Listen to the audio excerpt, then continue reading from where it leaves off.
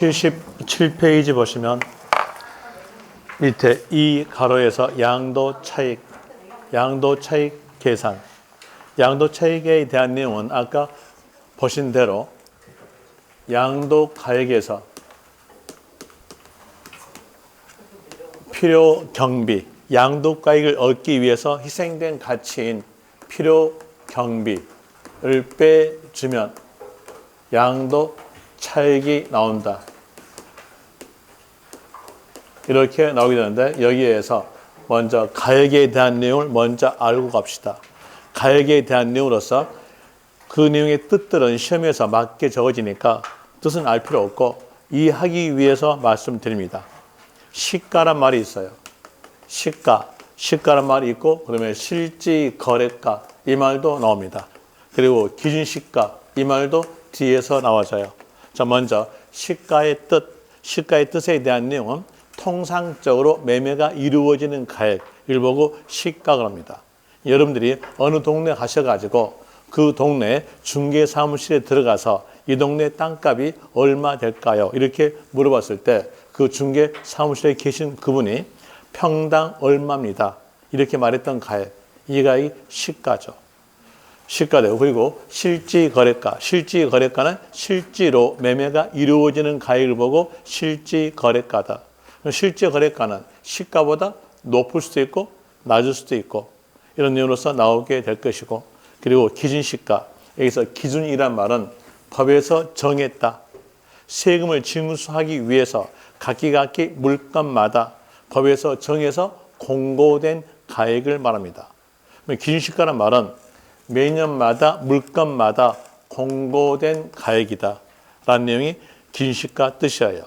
물건마다 있으니까 토지에 대해서 공고한다. 이랬으면 토지의 기준시가. 뭘로 공고하냐면 개별 공시지가. 토지 기준시가는 이거로 개별 공시지가. 주택에 대해서 매년마다 공고한다. 이러면요. 주택의 기준시가.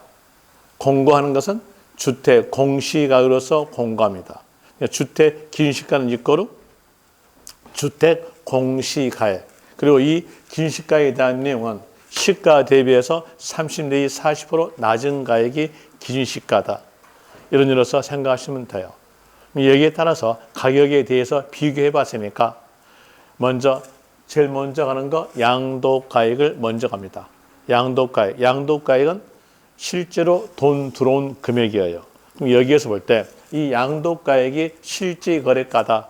그러면 필요경비도 실질거래가로 따라갑니다. 그러면서 실질거래가인 양도차익을 구한다 이렇게 나오게 되고요. 또 양도가액이 기준시가였다고 해서 필요경비도 기준시가로 따라가서 기준시가한 양도차익을 구한다. 이렇게 나오게 되는데 원칙은 실질거래가가 원칙입니다. 실질거래가한 양도차익 구하는 것이 원칙이니까 이번 코스에서는 실질거래가에 의한 양도차익에 대해서 말씀드릴 겁니다. 얘가 시가다면 필요경비도 실가로서 실질거래가인 양도차익을 구한다 이렇게 되고 이 내용 때문에 아까 제가 말씀드릴 때 제가 분필을 10원에 사가지고 와서 1,000원에 팔았다. 이랬을 때 돈 들어온 금액은 이렇게 물어봤죠. 팔았던 금액은 물어봤잖아요. 팔다가 팔았던 금액이니까 양도가액 얼마? 1,000원. 그럼 양도가액은 실제로 돈 들어온 금액이라는 뜻이에요. 그럼 여기에 대한 눌러서 D페이지 보시면 동그라미 1번 178페이지에서 동그라미 1번 양도가액은 양도 당시의 양도자와 양수자 간 실질 거래가액에 따른다. 양도가액이 실질 거래가니까 필요경비도 실질 거래가에 따른다. 이렇게 나오겠죠. 그 양도가액에 대한 이유로서 원칙은 돈 들어온 금액이다. 실질 거래가에 의한 돈 들어온 금액입니다. 그런데 어떤 사람들은 나는 돈 들어온 금액이 얼마인지 몰라 이러신 분도 있어요. 없을까요? 있어요. 요새 신문에 잘 나오더만요. 전두환 손자. 전두환 대통령 나는 얼마 들었는지 모른다 할 수 있어요. 그때를 대비해서 법이 나옵니다. 그럼 여기에서 팔았던 사람이 나는 돈 들어온 금액은 얼마인지 몰라 했으니까 세무서장이 정해져요. 세무서장이 정한다 뜻으로서 사용되는 단어가 결정. 추계 결정 이렇게 나옵니다. 거기에서 A번 실질 거래가액이 확인되지 아니한 경우, 실질 거래가가 알 수 없는 경우에 대해서는 추계 결정. 추계 결정에다가 밑줄. 먼저 결과적 내용의 순서를 말해줄게요. 순서는 매매 사례가. 매매 사례가가 없다면 그때는 감정평가사가 산정했던 가액인 감정가. 감정가액도 없다면 시계에 대입한다라는 의미로서 환산가. 여기서 환산가에 대한 내용은 시계에 대입됨으로써 산식이 나옵니다. 근데 그 산식에 대한 내용은 문제가 나온다면 계산 문제로서 엄청나게 어려워요. 여기에다가 고가 주택도 끼우고 여기에다가 필요경비 계산공제 끼우고 여기에다가 자본적 지출 양도 비용도 끼우게 됨으로써 이게 세 바퀴 네 바퀴 꼬아진 겁니다. 그럼 문제를 풀기가 아주 까다로운 거니까 안 풀기 위해서요. 산식을 말하지 않을게요. 여기서 아는 것은 이것만 아시면 돼요. 예전에 오래전에 취득하여서 취득가액 알 수 없을 때 적용되는 것이 환산가다. 이 내용만 아시면 되고요. 환산가에 대입할 수 있는 자료도 없으면 국가가 정해진 가격으로 한다. 기준시가갑니다. 일단은 여기에서 아는 것으로서 실질 거래가가 알 수 없다. 아니면 취득가액을 알 수 없다 나온다면 그때 순서는 첫 글자로서 모든 세법 선생이 이렇게라도 열어갑니다. 매, 감, 환, 기. 매감, 환기로서 일단은 외우세요. 설명은 곧 드릴게요. 실질 거래가가 알 수 없다. 아니면 취득가액을 알 수 없다 나온다면 매, 감, 환, 기. 이렇게 외우시면 됩니다. 설명 드릴게요. 자, 여기서 어떤 사람이 아파트를 소유하고 있고 그리고 이 아파트에 대한 내용이 한 동으로서 101동 해보고 그리고 층에 대한 내용은 1층에 대한 내용으로서 34평이었어요. 그리고 3일 전에 101호에 있는 아파트에 대한 내용이 7억에 팔렸습니다. 3일째 된 날 115호를 소유하고 있는 이 사람이 팔았는데 이때 판 사람은 나는 얼마 돈 들어온지 몰라 그랬어요. 모른다 이렇게 했으면요. 이제 생각해 봅시다. 같은 아파트죠. 같은 동이죠. 같은 층이고 평수도 같죠. 그럼 이제 3일 전에 7억, 3일째 된 날에서 얼마? 유사할까요? 아니면 월등하게 큰 차일까요? 유사하죠. 유사하니까 이 가액은 요 가격을 한다. 이게 매매 사례가. 그 매매 사례가는 유사된 가액입니다. 그리고 매매 사례가가 없다면 두 사람 이상의 감정평가사가 산정했던 가액인 감정가를 가지고 감정가도 없다면 그때는 시계에 대입한다. 환산가. 환산가도 없다면 법에서 정한 가액이다. 기준시가. 이제 아시겠죠? 자, 문장에서 실제 거래가가 알 수 없다. 아니면 취득가액을 알 수 없다. 이렇게 나온다면 그때는 매, 감, 환, 기. 이렇게 기억하시면 돼요. 다시 이제 여기에서 양도가액을 알 수 없다 합시다. 그럼 양도가액을 알 수 없다고 했을 때 양도가액에 대한 내용은 양도시에 대한 내용은 최근래 거죠. 최근래 거. 환산가는요. 예전가, 오래전 겁니다. 그럼 이제 최근래에 대한 내용을 예전에다가 대입한다. 최근래 것을 오래전 거에다가 대입할 수가 없어요. 그래서 양도가액에 대한 내용은 환산가를 적용하지 않습니다. 환산가가 적용되지 않으니까 환산가를 빼요. 빼면 첫 글자 매매 사례가 두 번째 글자 감정가, 세 번째 기준시가라고 합니다. 그 내용을 기억하셔야 되는데 기억하기 힘들다고 한다면 이렇게라도 기억하시면 돼요. 매일 감기 걸려서 양도하다. 이렇게 기억하면 금방 기억되겠죠. 매일 감기 걸려서 양도하다. 그랬으면 양도가액을 알 수 없을 때는 매매 사례가, 감정가, 기준시가, 매감기로 기억하시면 돼요. 매감기로 기억했으면 이제 여기에 대한 이유로서 더불어 알 수 있는 것으로서 환산가는 양도가액에는 적용되지 않고 취득가액에서 적용된다. 이런 내용을 알 수 있겠죠. 결과적 내용으로서 실제 거래가 알 수 없다. 아니면 취득가액을 알 수 없다. 이 말 나왔으면 매, 감, 환, 기. 하나 양도가액을 알 수 없다라고 한다면 매, 감, 기. 이렇게 기억하시면 되고요. 그리고 또 그 밑에서 B번에 대한 내용으로서 먼저 박스에 대한 내용을 봅시다. 박스에 대한 내용 보니까 특수 관계자에게 자산을 시가보다 저가로 양도한 경우 이 저자가 낮을 적 가격을 낮게 팔았다는 얘기예요. 시가보다 낮게 팔았다고 하였으면 여기서 금액에 돈 들어온 금액은요 낮은 금액이죠. 여기가 낮은 금액이니까 양도 차익은요 낮게 나옵니다. 특수 관계인과의 거래로서 세금 회피가 이루어지는 거래, 이 거래를 보고 부당하다. 부당하니까 시가로서 낮게 들어온 금액은 인정하지 않겠다. 라는으로서 부인 그럽니다. 이제 거기다 넣어서 낮게 들어온 금액을 인정하지 않는다 했으니까 그때는 시가로 가는 경우인데 여기에서 시가로 가는 경우에 숫자가 있어요. 숫자로서 시가와 거래가액의 차익 금액이 3억 이상, 시가와 거래가액 차익 금액이 시가의 5% 이상, 여기에 해당이 되었을 때 시가로 갑니다. 그런데 시험하고 연결해 볼 때 시험에서는 방금 말했던 숫자에 대한 내용 전부 다 맞게 적어져요.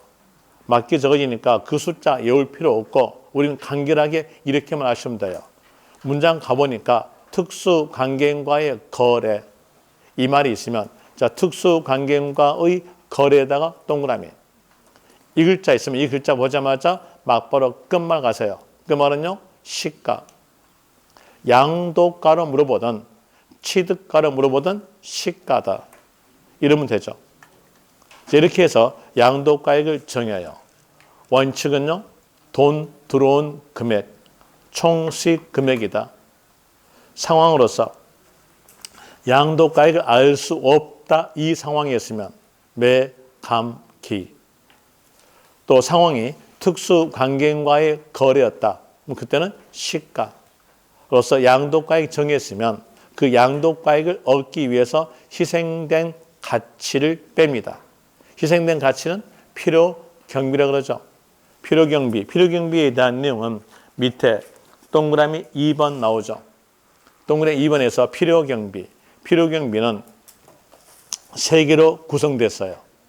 취득가, 자본적 지출, 양도비 이렇게 세 개로 구성되는데 이 필요경비에 대한 내용은 영수증을 갖춰줘야 인정입니다. 영수증이 없다 하더라도 은행에서 지출 입증됐으면 필요경비로 인정됩니다.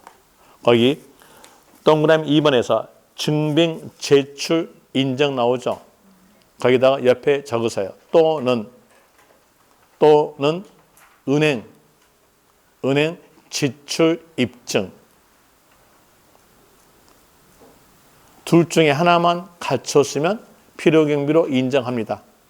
영수증이 있든지 아니면 은행에서 잔액증명서로서 입증해 주든지 은행 지출 입증 둘 중에 하나 되면 필요경비로 인정되는데 거기에서 필요경비에 대한으로서 취득가는 알 수 있겠죠. 자본적 지출 처음 들었죠. 자본적 지출에 대한 내용 이미 여러분들이 학교에서 들었어요. 안 들었습니까? 그냥 간단하게 말해줄게요.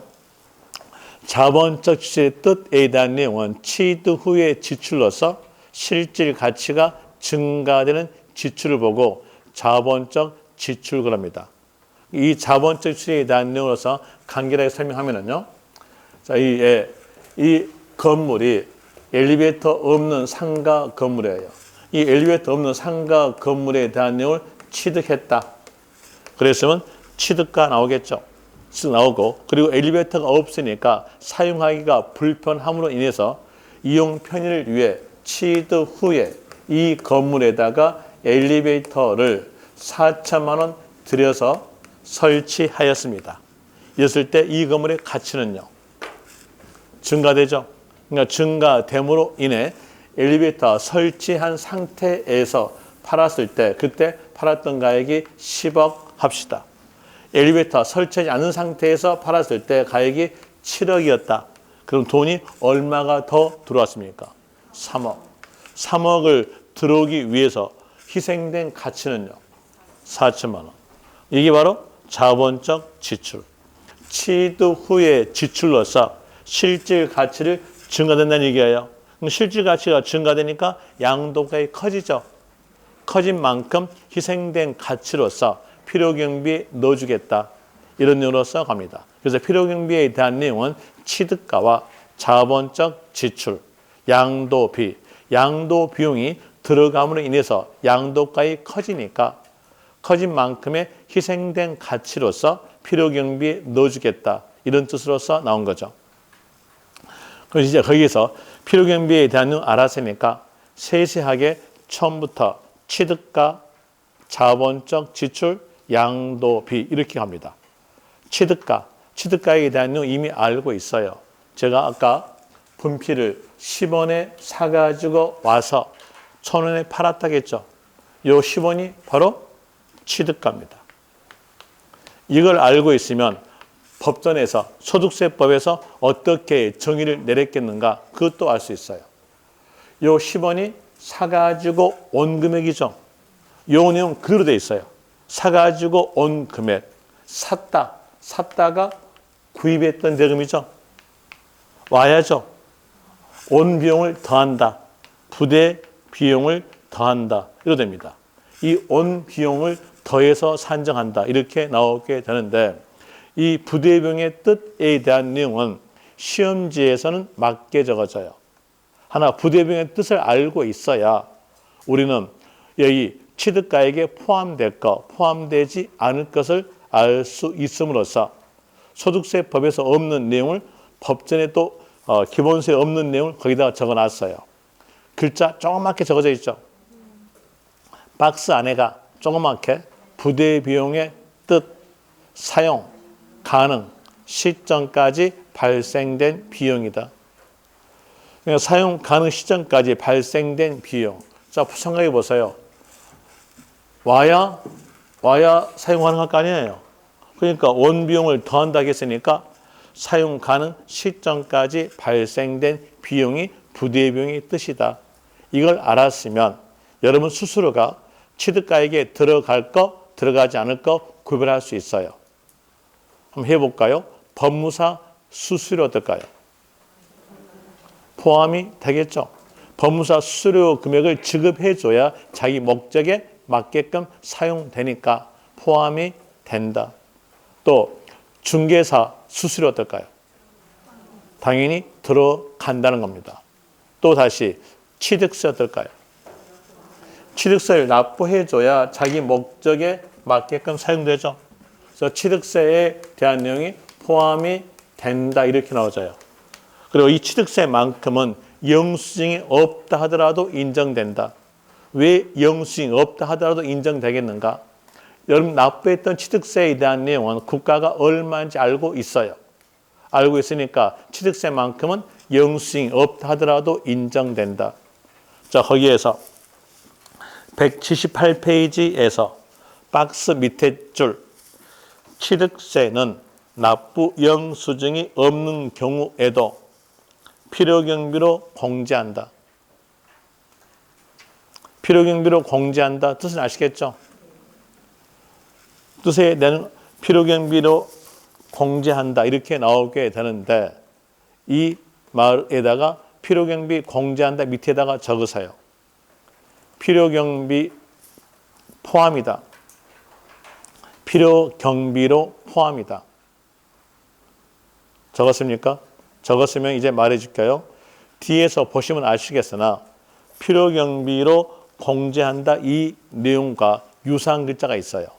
그러다 보니까 계속적으로 혼동스럽습니다. 혼동스러우니까 이제 여러분들은 알 때 필요경비로 공제한다는 것은 필요경비 포함이다. 들어와세요. 이제 사용되는 단어는 필요경비 포함, 필요경비 불포함 이것만 사용할게요. 그래 여러분들이 문제 풀 때 도움이 될 거예요. 다시 취득세 금액이 들어가는데 여기에서 재산세에 대한 내용과 비교해 봅시다. 재산세에 대한이 들어가겠는가 들어가지 않겠는가. 새로 오신 분을 위해서 또 말해 줄게요. 자, 이 과목에 대한 내용이 부동산세법이죠. 부동산세법. 그럼 왜 여기에서 부동산세법이라고 칭했겠는가? 칭했던 원인은 이 세법에 대한 내용이 세금마다의 법이에요. 세금마다 법에다가 어땠을 때 징수하겠다라고 징수할 수 있는 법률적 근거를 적어줘요. 그 법률적 근거가 세자 앞에 있는 글자입니다. 법률적 근거에 대한 내용을 부동산에 맞춘다. 라는 의미로서 부동산 세법 그래요. 자, 여기서 맞춰봅시다. 부동산을 취득하다. 이랬으면 세자 앞에 적어진 글자 취득세. 자, 세자 앞에 취득 행위를 갖췄을 때 징수하는 세금이 취득세다. 취득이 갖췄죠. 갖췄으니까 납부되는 세금은요 취득세로 되고요. 그리고 취득했음으로써 부동산을 소유합니다. 소유란 말은 보유란 말과 같은 말. 부동산 보유하였을 때 과세하는 세금은 재산세. 일정 금액 초과 보유했으면 종합부동산세. 이렇게 나오게 되고요. 그리고 또 하나 더 보태면 지역자원시설세. 자, 이 지역자원시설세에 대한 내용은 정해진 용도에만 사용되는 세금이에요. 정해진 용도가 글자에 적어졌어요. 지역, 자원, 시설로 되는데 시험하고 관계 있는 것은 시설입니다. 이 시험과 관계 있는 내용이기 때문에 앞에다가 시험지에는 적어져요. 소방분이라고 적어집니다. 소방분 적어지니까 이 글자 보자마자 이 시설은 소방시설 목적으로 사용되는 세금이다. 그런 것을 알 수 있어요. 그리고 따로 외울 필요도 없고요. 적어지니까. 그리고 소방시설에 대한 내용이니까 소방시설에 이익을 받는 소유자에게 과세한다. 소방시설에 이익을 받는 소유자는요. 상가 건물, 주택의 소유자가 화재와 관련돼 있죠. 화재와 관련돼 있으니까 소방시설에 이익을 받는 자다. 그럼 이동은 어때요? 소유니까 보유 세금 들어갑니다. 재산세, 종합부동산세, 지역자원시설세를 매년마다 납부해요. 소유자가요. 매년마다 납부하다가 어느 시점에서 부동산을 팔았어요. 그럼 적용되는 세금은요? 양도소득세 적용되겠죠. 양도소득세에 적용되고 상대편은요? 취득이니까 취득세. 상대편이 보유하니까 재산세, 종합부동산세, 지역자원시설세 매년마다 납부하다가 그 상대편이 팔았으면요. 양도소득세. 여기에 따른 상대편은요. 취득세. 이렇게 흘러가니까 이걸 보고 부동산세법 그래요. 그래서 부동산세법은 이렇게 세 단계로 구성됐어요. 하나는요. 취득 단계. 하나는요. 보유 단계. 하나는 양도 단계. 이렇게 세 개로 구성되어 있습니다. 그럼 이제 이 내용 알았으면 여기에서 재산세가 필요경비의 취득가액에 포함되겠는가 안 되겠는가 정확하게 알 수 있어요. 재산세 어떨까요? 방금 보니까 재산세는 보유 세금으로서 매년마다 납부한다겠죠? 그 매년마다 납부하는 거니까 사용 가능 전이다, 후다? 후로 가겠죠? 후니까 포함되지 않아요. 자, 부대비용의 뜻이 뭐였어요? 사용 가능 시점까지 발생된 비용이었어요. 그러면 재산세, 종합부동산세, 지역자원시설세는 매년마다 지급하는 세금이니까 포함되지 않는다. 이거 기억하세요. 그 내용을 기억하시라고 기본서에도 없는 내용을 적어놨어요. 179페이지 맨 위에 보시면 재산세, 종합부동산세, 지역자원시설세는요. 취득가액에 포함되지 않는다. 필요경비 불포함입니다. 그리고 상속세, 증여세도 불포함돼요. 왜 불포함되냐면 취득단계 세금으로서 취득세 넣어주고 상속세, 증여세까지 넣어주면 이건 이중공제입니다. 이중공제를 방지하기 위해서 상속세, 증여세 포함되지 않은데 이렇게 나와져요. 또 이해된 것처럼 거기에 끄떡거리는 모양인데요. 이해된 건 하나도 없고요. 그럼 여기에 대한 설명을 드려줄게요. 설명 들어주면은 이 상속세와 증여세에 대한 내용도 제일 먼저 알아야 될 것은 이 세금을 징수할 수 있는 법률적 근거를 먼저 아세요. 법률적 근거는 무상, 대가 받지 않고 소유권을 상대편에게 넘겨주는 것, 무상 이전이 상속세와 증여세의 법률적 근거입니다. 무상 이전에 대한 이유로서 사망 시점에 무상 이전이다. 그러면 그때는 적용되는 세금이 상속세가 적용되고 생전에 살아계신 상태에서 무상으로 이전됐다면 그때는 증여세 이렇게 합니다.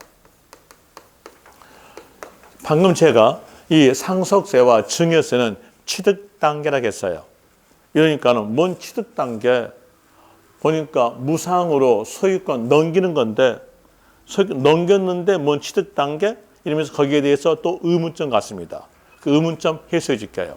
자, 여기에서 상속세에 대한 내용에 납부할 자는 누가 되겠는가? 법률적 근거를 갖춘 자가 납부합니다.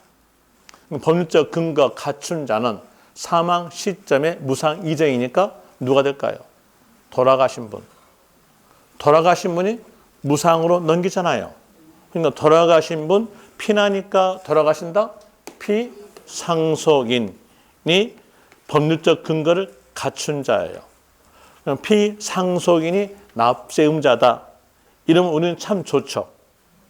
세금 안 내서 좋아요. 그런데 피상속인이 세금 납부할까요? 돌아가셨으니까 납부할 수 없잖아요. 그럼 여기에 대해서 누가 납부하라? 상속인이 납부하라. 상속인이 납부하라 이렇게 나왔으니까 이때는 어느 단계다? 상속인이 취득하잖아요. 그러니까 어느 단계? 취득 단계.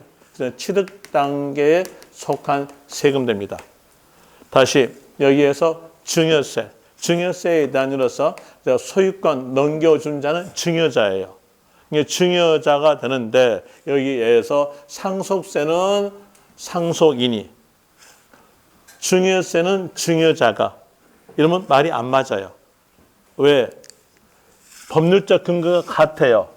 무상 이전이잖아요. 같으니까 일류성 있게 따라가야 돼요. 얘가 상속이니까 여기도 따라가서 받은 사람이다. 누가 될까요? 수증자. 받을 숫자 써가지고 수증자가 됩니다. 그럼 어느 단계? 취득 단계. 이렇게 되죠. 여기에 대한 내용이 학개론에서 나왔던 내용입니다. 학개론에서 이게 나와서 작년에 이 내용이 학개론에서 나왔던 문제고요. 상속세와 증여세는 어느 단계다? 취득 단계다. 이렇게 나온 것입니다. 이게 나왔었고, 그럼 이제 볼 때 상속세에 대한 내용과 증여세는 취득 단계에 관련된 세금인데 여기에 대한 이로써 취득세 공제해주고 상속세, 증여세까지 공제하게면요. 몇 번 공제? 2번. 이중공제니까 이중공제를 방지하기 위해서 상속세, 증여세도 필요경비에 넣지 않겠다. 불포함됩니다. 거기 기억하세요. 최근래에서 문제에 자주 보인 것이 상속세와 증여세입니다. 상속세, 증여세는 불포함이다. 그리고 예전에 15의 2 전에서 문제에 자주 보인 것이 보유세금, 재산세, 종합부동산세, 지역자원시설세는 필요경비 불포함이다. 그리고 거기에 대한 내용을 기억하시라고 박스에다가 적어놨어요. 그 내용으로서 기억하시면 될 것이고요. 그리고 그 밑에 점에 대한 내용은 분명히 이해할 수 있겠죠. 취득시 중개수수료 포함된다? 포함되지 않는다. 자, 중개수수료 금액을 지급해줘야 자기 목적에 맞게끔 사용할 수 있기 때문에 포함이 된다. 또 법무사 수수료도 필요경비에 포함된다. 로 되죠? 포함되는 거고요. 그 다음에 B번. B번에 대한 내용으로서 문장 볼 때 주의까지 해가지고 몇 줄 되냐면 녹줄입니다. 자, 먼저 문장 읽어줄게요. 예습은 안 읽고 왔을 거니까 문장 읽어줄게요. 여러분 생각할 때 문장 계속 제가 읽어주면서 어떤 교재에 대한 내용과 요약집에 대한 내용을 보시면서 읽어주고 설명하잖아요. 그러면서 단어만 찝어주죠. 어떤 게 나을까요? 이렇게 교재 읽어주면서 설명 다 해주고 그리고 단어 찝어준 게 나을까요? 아니면 여기다가 PPT로 해가지고 화면으로 싸서 하는 게 나을까요? 이게 낫습니까? PPT 쏘는 건요. 학교에서는 PPT 쏘는 거 하지 말라고 합니다. 왜 하지 말라고 그러냐면 PPT를 쏘게 되면은 여기 보기는 좋다. 보기 좋은 것은 너희 강사들 입장에서 보기는 좋다. 하나 수강하신 분의 입장으로서는 보기는 전혀 안 좋다. 왜 안 좋을까요? 여기에 있는 게 남을까요? 종이가 남을까요? 이게 남아요? 이건 안 남아. 이걸 띄어서 집에 가지고 가? 안 남잖아요. 뭐가 남아요? 종이가 남아요. 그래서 가능한 학교에서 하는 얘기가 PPT 하지 말아라. 하지 말고 그냥 교재 읽어주고 이 교재의 뜻이 어떤 뜻이다라는 거 설명해주고 그리고 거기에서 단어 찝어라. 그러면 시험용으로서는 적합된 거다. 저희 웅지세무대학이 원래 시험용 학교입니다. 거가요. 웅지세무대학에 대한 내용은 어떤 쪽이냐면 회계사랄지 세무사들, 감정평가사들에 대한 기숙학교예요. 그것만 합격시키기 위해서 이제 얘들을 기숙시킵니다. 그리고 공부만 시켜요. 그러면서 그 아들한테 단어는 꼭 집어줘라. 이거 합니다. 저도 웅지세무대학교 부동산 금융평가과에서 겸임교수였었어요. 그러다 보니까 단어를 찝어요. 단어 찝어주는 게 훨씬 낫죠. 제가 읽어주니까 어떤 사람은 이렇게 말합니다. 저 양반은 맨 교재만 읽어줘. 칠판은 또 뭘 안 적어. 칠판은 적지 말한 게 또 요새 추세입니다. 왜? 교재에다가 적어주는 게 낫죠? 아니에요? 그래서 교재 읽어주는 거예요. 먼저 읽어줄게요. 예습찬으로서요. 거기에서 B번 당사자 약정에 의한 약정에 의한에다가 동그라미. 약정에 의한 대금 지급 방법. 여기서 약정에 의한 대금 지급 방법이란 말은 할부 거래를 의미하고 있는 겁니다. 할부 거래의 의미. 할부 거래에 따라서 취득가액의 이자 상당액을 가산하여 거래가액을 확정하는 경우, 거래가액을 정하는 경우 당해 이자 상당액은 취득가액에 포함한다. 자, 이제 예습했으니까 설명드릴게요. 할부 거래일 때 거래가액을 정합니다. 그럼 거래가액을 정할 때 현금가, 현금가에다가 기간의 이자 금액을 더해가지고 거래가액을 정하죠.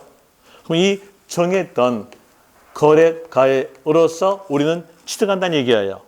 그럼 이 취득가 안에는 뭐가 포함되어 있다? 이자 금액이 포함되어 있다. 이겁니다. 그럼 이에 대한 내용으로서 이제 문제하고 연결시켜 볼 때 문제상에서는 할부 거래란 말은 주어지지 않아요. 왜 안 주어지냐? 할부 거래란 말을 주어지게 되면 여러분들이 당연히 취득가 안에는 이자 금액이 포함되어 있다. 이런 걸 알게 되거든. 떨치려고 안 주어져요. 안 주어지고 뭐가 주어지냐? 약정에 의한 대금 지급 방법, 이게 주어집니다. 그런데 약정에 의한 대금 지급 방법이 할부 거래에 대한 내용으로서 그 글자가 벌써 10글자입니다. 약정에 의한 대금 지급 방법 하면 10글자. 이 10글자를 다 외우기 힘들죠. 힘드니까 거기 외우지 말고 약정에 의한 이것만 아세요. 약정에 의한 이 글자를 개별적 문제 키로 잡아요. 문장 쭉 가볼 때 약정에 의한 이 글자가 있으면 이 글자 보자마자 뒤에서 글자 찾아봐요. 근데 그 글자가 없어요. 없고 뒤에가 이자 나왔으면 이 이자 보자마자 필요경비에 포함이다. 이렇게 하시면 돼요.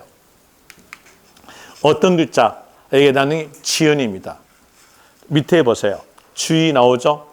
주의 나오고 거기에서 당초 약정에 의한 뭐 넣었어요? 약정에 의한 거기다 동그라미 이만 나오고 거래가액의 지급기일 지연으로서 추가로 발생한 이자 거기서 포인트가 아니라 지연. 지연으로 추가로 발생된 이자 금액을 과연 필요경비에 넣어줄까요? 안 넣어줄까요? 자기 잘못된 금액이니까 넣을 필요가 없다는 얘기예요. 그래서 이제 결과 나왔어요. 결과적 내용으로서 약정에 의한 이 글자가 나왔으면 이 글자 보자마자 개별적 문제 키로 잡고 뒤에서 글자 찾기. 지연 글자가 있는 없는가 봐요. 지연 글자가 있는 상태에서 이자 나왔다면요. 필요경비 불포함. 되겠죠? 필요경비 불포함. 하나, 약정에 의한 이 말 넣으면서 뒤에가 지연 글자가 없이 이자 나왔으면요. 필요경비 포함한다. 이렇게 두 구절만 알았으면 그 한 문장에 대한으로서 녹줄은 암기가 된 겁니다. 그 다음에 그 밑에에서 시에 대한 내용으로서 박스 나오죠. 그 시의 박스에 대한 내용은 문제에 대한 내용으로서 완결된 문장으로서 4번 출제. 완결된 문장이 아니라 끊어보는 문장으로서 6번 출제. 이것과 연결된 내용이 밑에 있는 D번 그리고 D페이지에 있는 D-1번 또 밑에 있는 2번 여기와 연결되어 있어요. 거기 총괄적으로 연결시키면 이 내용이 문장으로서 몇 줄 되냐면 10몇 줄 됩니다. 그 내용을 전부 다 기억하셔야겠는데 기억하기 참 힘들죠. 힘드니까 여기에 대한 내용으로서 시 내용을 가지고 D번 내용과 D-1번 내용과 2번 내용을 연결시켜 줄게요. 그러면 문장에서 단어 찾기만 하시면 됩니다. 연결시켜 주는데 먼저 시번 문장부터 봅시다. 시에서 읽어드릴게요. 취득에 관한 쟁송이 있는 자산에 대해서 그 소유권을 확보하기 위하여 여기서 소유권을 확보하기 위하여란 말은 취득하기 위하여란 말과 같은 말. 취득하기 위하여 직접 소요된 소송비용, 화해비용 여기까지 끊읍시다. 화해비용까지 끊어보죠. 자, 끊어볼 때 그 문장을 먼저 줄일게요. 줄여볼 때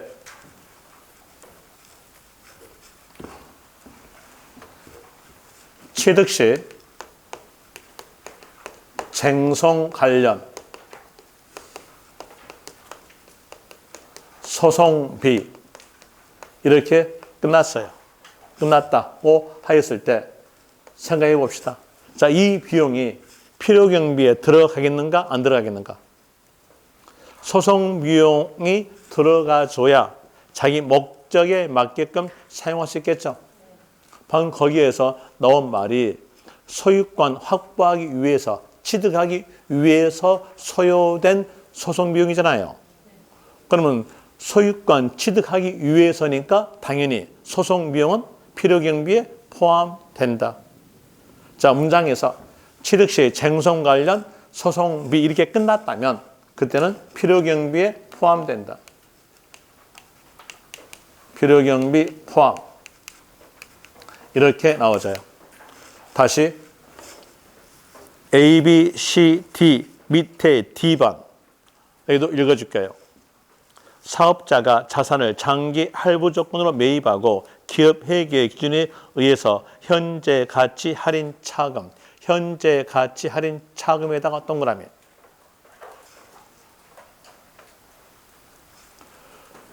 현재 가치 할인 차금 문장에서 기업 회계 기준에 의한 장기 할부 조건에 의한 취득 이런 글자들은 시험지가 다 맞게 적어져요. 맞게 적으니까 그 글자는 볼 필요 없고 우리가 알아야 할 글자가 현재 가치 할인 차금입니다. 현재 가치 할인 차금 이 글자 있고요. 그 뒤에가 어떤 글자가 없어요. 그러면 그때는 필요경비 포함한다. 라고 아시면 됩니다. 뒤에 보니까 필요경비 포함에 대한으로서 취득가액에 포함한다 나오죠. 이렇게 하니까 또 여러분들 이거 보자마자 현재 가치 할인 차금이란 말이 뭐야? 이것도 할까봐 설명드릴게요. 여러분이 학교론 시간에 배웠던 내용으로서 뭘 배웠겠냐면 미래가치, 현재가치 배웠죠. 미래가치, 현재가치에 대한 내용이 학교에서 나온 것이 아니라 저희 경영학에서 나와요. 저희 경영학에서도 아주 어려운 파트가 재무관리입니다. 거기에서 나온 내용이 현재가치, 미래가치예요. 그럼 이 내용은 물가 인상분은 아니나 물가 인상분으로 생각한다면 아주 이해하기 편하게 돼 있어요. 이렇게 가정합시다. 이때 시점에서 어떤 분이 짜장 한 그릇을 먹었다 합시다. 그때 금액이 1,000원이었어요. 1,000원이었고 1년째, 2년째, 3년째, 4년째, 5년째에서 짜장 한 그릇에 대한 내용이 5,000원이었다. 이럽시다. 이랬을 때 자, 현재 시점, 이때 현재 시점에서 1,000원 가액이 5년째 됐을 때는 얼마 되겠는가? 이렇게 보는 거 미래의 가치. 얼마? 5,000원. 그러니까 미래 5,000원 시점의 가액이 현재에서는 얼마 된 것인가? 땡기는 게 이렇게. 땡기는 게 현재 가치입니다. 이 내용까지 알면서 이제 여기에서 짜장 한 그릇을 먹었던 이 사람이 아주 더러운 놈이어가지고 5년 만기에 어음을 줬어요. 더럽죠? 안 더럽습니까? 더럽잖아요. 그럼 더러웠을 때 여기에서 이 어음의 액면 금액, 어음의 종이에 그려져 있는 금액에 대한 내용이 얼마로 적어져야 손을 안 볼까요? 5,000원 적어져 손 안 보겠죠? 이거 취득가는 얼마다? 5,000원이다. 그럼 여기 1,000원과 5,000원 이 사이den으로서 4,000원을 더해줘야 5,000원 될 거 아니에요. 이게 바로 현재 가치 할인 차금. 요 4,000원을 더한다는 뜻이에요. 기간이 오래됐잖아요. 오래된 상태에서 요금을 더한다. 이게 현재 가치 할인 차금입니다. 그 문장에서는요. 장기 할부 조건 이 말 맞게 적어져요. 기업 회계 기준에 따라서 계상한, 기록된 이것도 맞게 적어져요. 그러니까 그 내용 볼 필요 없고 현재 가치 할인 차금 이 글자 있으면 뒤에서 글자 찾기예요. 뒤에서 어떤 글자가 없다면 필요경비 포함하세요. 됐죠? 다시 D페이지에서 A, B, C, D, E 그것도 펴었다가 다시 올게요. 양도자산 보유기간에 그 자산에 대한 감가상각비 동그라미. 문장에서 감가상각비 나왔으면 이 글자 보자마자 뒤에 어떤 글자가 없다면 필요경비에 포함한다 하세요. 필요경비 포함이니까 취득가액에 포함한다. 감가상각비를 보시면 되고요. 이제 여기에 대한 이유로서 살펴드렸으니까 다시 앞 페이지에서 A, B, C, C번. C번에서 아까 끊었던 내용 옆에로 갑니다. 화해 비용까지 끊었죠. 옆에 보니까 등의 금액으로서 그 지출한 연도의 각 소득 금액 계산에 있어서 필요경비 산입. 여기까지 끊읍시다. 필요경비 산입 끊고 필요경비 산입 글자에다가 동그라미.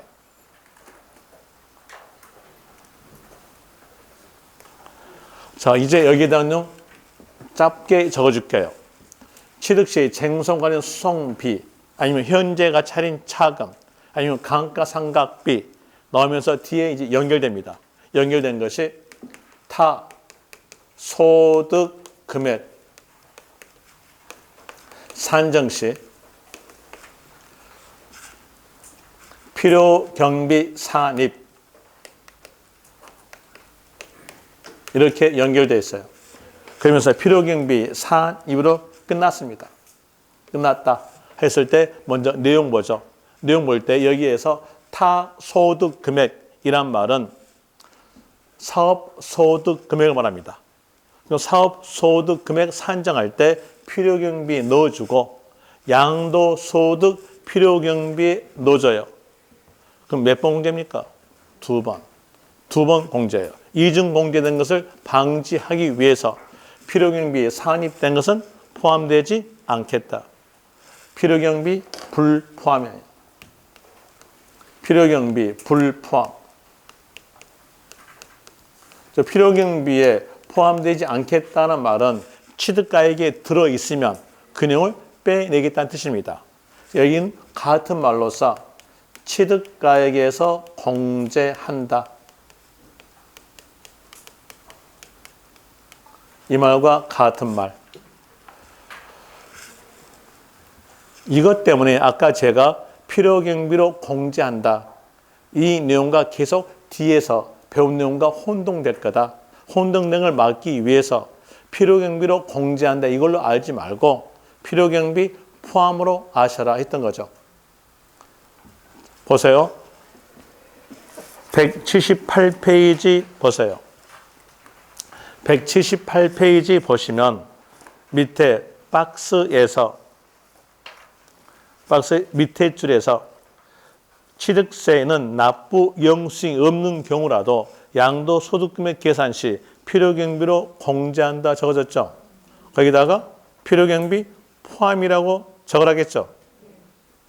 이 내용 알고 다시 보세요. 다시 볼 때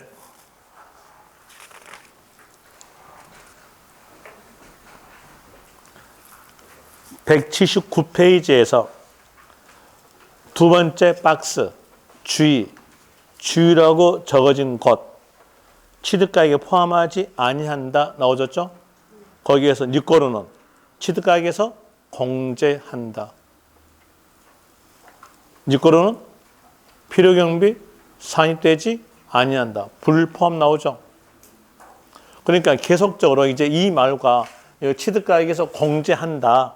이 말과 필요경비로 공제한다. 이 말이 계속적으로 이제 합이 이루어져 가지고 이 말이 이 말 같고 저 말이 저 말 같은 내용이 나타나게 됩니다. 그걸 막기 위해서 이제는 그걸 하지 마세요. 하지 말고 이렇게만 하세요. 필요경비 포함, 불포함. 됐습니까? 필요경비 불포함이란 말은 취득가액에서 공제한다는 말과 같은 말. 됐죠? 이렇게 두 개만 아세요. 너무 많은 걸 알게 되면 또 스스로가 다쳐. 왜? 너무 많은 걸 알았으니까. 그래서 단순한 게 제일 좋잖아요. 멀티가 좋을까요? 멀티보다는 단순한 게 제일 좋아요. 그럼 여기에서 필요경비 포함 아니면 필요경비 불포함. 불포함이라는 말은 취득가액에서 공제한다 라는 말과 같은 말. 이렇게만 기억합시다. 됐죠? 그럼 이제 볼 때 여기에서 필요경비 산입이 끝났어요. 끝났다면 그때는요, 불포함. 이 말은 취득가액에서 공제한다는 말과 같은 말. 이렇게 기억하시면 돼요. 다시 이제 또 연결합니다. 연결해서 D페이지 180페이지 보세요.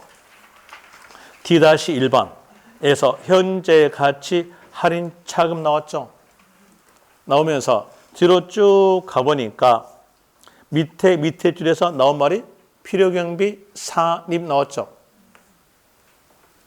안 나왔습니까? 나왔죠? 나오니까 끝말은요. 취득가액에서 공제한다. 거기다가 니꼬루 필요경비 불포함.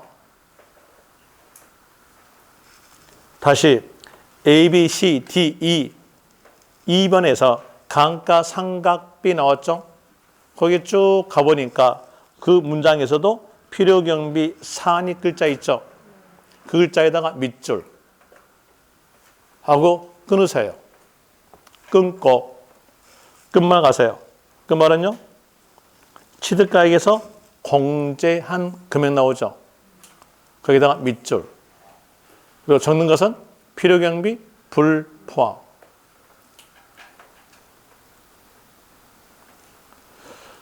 그렇게 어렵지 않을 거야. 이제 문장에서요. 소송비, 현재가 차린 차금, 감가상각비 나오고 뒤에가 필요경비 산입 글자가 없으면요. 필요경비에 포함된다. 있으면요. 불포함. 이렇게 알면은 거기 문장으로서 거의 한 7줄은 다 암기가 된 겁니다. 다시 이제 C로 갑시다. C로 가셔서 C, 앞 페이지 C, 박스 나오죠? 필요경비 산입으로 끝난 상태에서 연결합니다. 산입된 금액을 제외한 금액. 자, 연결해서 보니까 제외 금액 이렇게 끝났죠. 끝났으니까 이제 여기에서 이렇게 전부 다 연결시킬게요. 연결시켜 볼 때 이게 이 전체가 취득 시 쟁송 관련 소송비입니다. 그러면 여기까지죠. 필요경비 포함. 다시 이 전체 중 일부가 얘가 일부였어요. 이 일부에 대한 내용이 타 소득 금액 산출 시 필요경비 산입됐어요. 그럼요? 여기죠. 포함이다, 불포함이다. 불포함. 불포함됐죠? 다시 이걸 뺀 나머지는요. 포함. 제한 나머지 금액은요. 포함. 필요경비에 포함된다. 이제 끝말이 제외 금으로 끝났다면요. 그때는 필요경비 포함이다. 하나 필요경비 산입으로 끝났다면요. 불포함.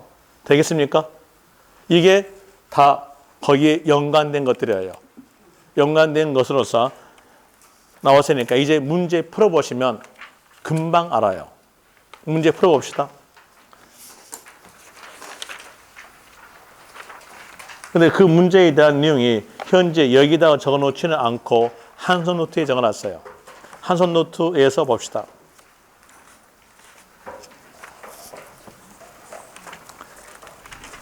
페이지에 대한 내용 몇 페이지 보시냐면 181페이지 보세요. 181페이지에서 1번 문제에서 31회 때 나왔던 문제. 거기에서 1번 보세요. 취득 원가의 현재 가치 할인 차금. 뭐 나왔어요? 현재 가치 할인 차금 나왔죠? 그러면 뒤에서 글자 찾기. 필요경비 산입 글자가 있는 거 보세요. 포함된 양도 자산의 보유 기간 중 사업 소득 금액 계산 시 필요경비 산입 있어 없어요? 있죠. 있고 끝말은요? 있으니까 포함이다, 불포함이다. 불포함. 그런데 필요경비로 본다 틀렸죠? 다시 뒷페이지에서 3번 거주자가 특수관계인과의 거래 뭐 넣었어요? 특수관계인과의 거래 이렇게 나왔으면 이 글자 보자마자 막바로 끝말 가세요. 뭘로 간다? 시가다. 뒤에서 양도가액을 시가에 의해서 계산한다. 맞죠? 맞는 문장입니다. 자, 거기 보세요. 가로 보세요. 가로 보니까 시가와 거래가의 차익이 5억 돼 있죠. 출제자가 우리나라 사람이에요. 그래서 시가와 거래가의 차익이 3억 이상 아니면 시가와 거래가의 차익 금액이 시가의 5% 이상 요 숫자는 시험지에다가 맡겨준다는 얘기예요. 우리나라 사람이니까 나무다랍니까? 아니죠. 그러니까 맡겨줘요. 그 내용 숫자 외울 필요 있어 없어요? 없어요. 특수관계인과의 거래 이 말 나왔으면 그 말은요. 시가 이러시면 됩니다. 또다시 거기에서 4번 보세요. 4번에서 보니까 특수관계인과의 거래가 아닌 경우로서 특수관계인과의 거래 이 말 안 나왔죠? 안 나오고 뒤로 쭉 가보니까 거기에서 취득가액인 실질 거래가액을 확인할 수 없어. 자, 나온 말이 취득가 알 수 없다 나왔죠. 그러면요. 추계결정 순서는 매, 감, 환, 기. 뭐 나왔어요? 매, 감, 기. 틀렸죠? 이렇게 매감기로 나오려면 양도가액을 알 수 없는 경우 나와야 맞습니다. 저딱 아시겠죠? 그럼 이제 그 내용으로서 문제를 푸시면 금방 풀어질 거예요. 이렇게 하시면 될 것이고 다시 요약지 봅시다. 이쪽 오실 때 180페이지로 와보는데 여기서 주의 나온 것이 박스 안에서 나오죠. 박스 안에 주의에서 특수관계인과의 거래 거기다가 밑줄 이 말 나왔으니까 끝말은요. 시가. 시가니까 시가를 초과된 금액은 포함이다, 불포함이다. 불포함. 시가 초과된 금액을 불포함시켜야 시가 될 거 아니에요? 그렇기 때문에 시가 초과액은 제외. 거기다가 밑줄로 하면 될 것이고 그 다음에 니은에서 자본적 지출. 자본적 지출의 뜻은 실질 가치가 증가되는 지출이 뜻 밑줄. 그리고 자본적 지출에 해당되는 문장에 대한 내용이 나오는데 그 문장에 대한 내용을 전부 다 외울 수 없기 때문에 단어 찾으라고 거기다가 적어놨어요. 문장 쭉 가보니까 계량 나왔다. 그 계량 단어 보자마자 그 문장은 자본적 지출. 예를 들어 볼까요? 초과 지붕을 스레트 지붕으로 계량하다. 그러면 가치 어떨까요? 당연히 초과 지붕을 스레트 지붕으로 계량했으니까 증가될 거 아니에요? 그래서 계량단에 있으면 그 글자 보자마자 그 문장은 자본적 지출. 이용 편의 글자 있으면 그 글자 보자마자 자본적 지출. 이용 편의에 대해서 예를 들어본다면 건물의 경우는 엘리베이터 설치. 용도 변경 글자 있으면 그 글자 보자마자 자본적 지출에 해당되는 문장이다. 예를 들어 볼까요? 여러분들이 공법서 배웠던 내용으로서 이걸 배웠을 거예요. 개발 제한구역 내에서는 주택에 대해서 일부적 신축 허용한다. 라고 배웠죠. 그리고 개발 제한구역 내에서 상가 신축은요. 허가하지 않는다. 불허한다. 라고 배웠을 거예요. 이제 거기에서 개발 제한구역 내에 주택을 신축하였어요. 신축하고 시간이 지나서 파워 좀 발휘했어요. 정치적 파워 발휘해가지고 그 주택을 상가로 용도 변경했어요. 가치는요? 증가되죠.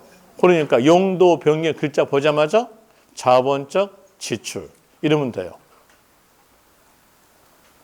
정치 파워 많이 발휘하잖아요. 안 합니까? 안 하는 모양이구나. 40대, 50대 되면은요, 돈을 더 벌기 위해서 정치하려고 합니다. 자, 그렇게 하시고 그다음에 다시 이제 조심하실 점이 밑에 적어졌어요. 수익적 지출. 수익적 지출 나오죠? 거기다 일단은 밑줄. 수익적 지출의 뜻에 대한 내용은 취득 후의 지출로서 원상 회복되는 지출을 의미합니다. 이제 보세요. 원상 회복이죠. 원상 회복이니까 옛날과 같죠. 그러면 양도가액이 커진다, 안 커진다? 안 커져요. 안 커지니까 희생된 가치에 넣을 필요가 없는 겁니다. 이게 수익적 지출이에요. 그래도 기억이 안 난다 하면은 기억나게 해줄게요. 여기에 대한 예전도 여기 한번 때린 적 있었어요. 이렇게 이게 때렸어요. 때렸다. 이게 참 깼죠. 안 깼습니까? 또 때릴까요? 또 때렸어 이렇게. 또 때렸다. 그러니까 이제 여기에서 안 들어졌네. 이게 합시다. 이게 들어졌어 이렇게. 들어졌다. 이렇게 했을 때 여기에서 여러분들이 이제 여기 발로 찼다고 원장한테 고자질해. 발로 찬 놈이 이태우고 여기 이렇게 더럽힌 놈도 이태우다라고 고자질합니다. 그래서 무서워서 제가 내려가가지고 페인트 사서 칠했어요. 칠했을 때 이 건물의 가치가 증가됩니까? 옛날과 똑같아요. 이게 뭐냐? 수익적 지출. 그러면 원상 회복되니까 가치의 증가분이 없음으로써 필요경비에 넣지 않겠다. 이제 문장에 대해서 볼 때 15의 이전에서는 수익적 지출 이 글자만 나왔어요. 그래서 아주 작게 나왔으니까 금방 답을 냈는데 지금은 아니에요. 지금은 출제자들이 문장력의 표현력이 아주 좋아가지고 한 문장에 대해서 석줄, 넉줄로 만들어내요. 그 내용을 전부 다 외울 수 없기 때문에 문장에서 수익적 지출 단어가 없다 하더라도 원상 회복 단어, 동그라미, 능률 유지 단어, 그 단어 있으면 그 단어 보자마자 필요경비에 포함되지 않는다. 그런 내용으로서 하시면 될 것이고요.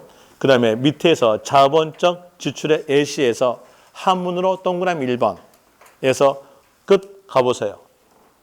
화살표 앞에 있는 글자 뭐가 나옵니까? 제외 금액. 보니까 제외 금액으로 끝났죠? 제외 금액으로 끝났으니까 이건요. 필요경비에 포함이다. 되겠죠? 다시 제외 금액 앞에 가보니까 필요경비 산입돼 있죠? 이렇게 끝났다면요. 불포함. 됐습니까?